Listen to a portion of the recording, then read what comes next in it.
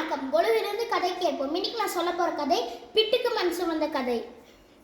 ஒரு நாள் வைகையார் அந்த கரையை விட்டு உயர்ந்து வந்துடும். அப்போ மதுரையோட மன்னர் சொல்லுவார், நம்மளோட ஊருக்குள்ளே வெள்ளம் வந்துடும் நினச்சிட்டு தண்டோரை போட்டு சொல்லுவார்.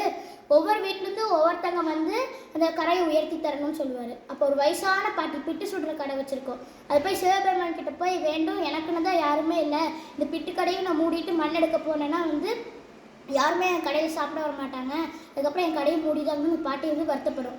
அப்போ ஒரு பையன் நடந்து போயிட்டு இருக்கிறோம், பாட்டி நான் உனக்கு உதவி பண்ணுறதுக்கு தான் எனக்கு ஏதாவது தான் சொல்லுவான் அந்த பையன். அதுக்கு அந்த பாட்டி சொல்லும், சரிப்பா உனக்கு உதிர்ந்து போன புட்டு தரேன்னு சொல்லுவோம். அந்த பையன் வேலை செய்வான். கொஞ்ச நேரம் ஆனோடனே அவன் டயர்டாகி போய் படுத்து தூங்கிடுவான்.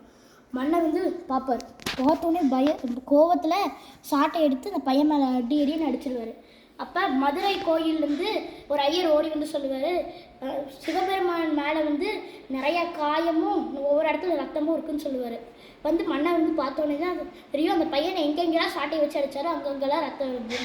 இதுலேருந்து என்ன தெரியுது, யாராவது தன்னோட கடவுளுக்கு உண்மையாக பக்தி மயத்தோடு இருந்தாங்கன்னா அவங்க என்ன கஷ்டத்தில் இருந்தாலும் கடவுள் நேர்லேயே உதவி செய்வாங்க. நன்றி. நாளைக்கு ஒரு கதையில் பார்ப்போம். பாய்.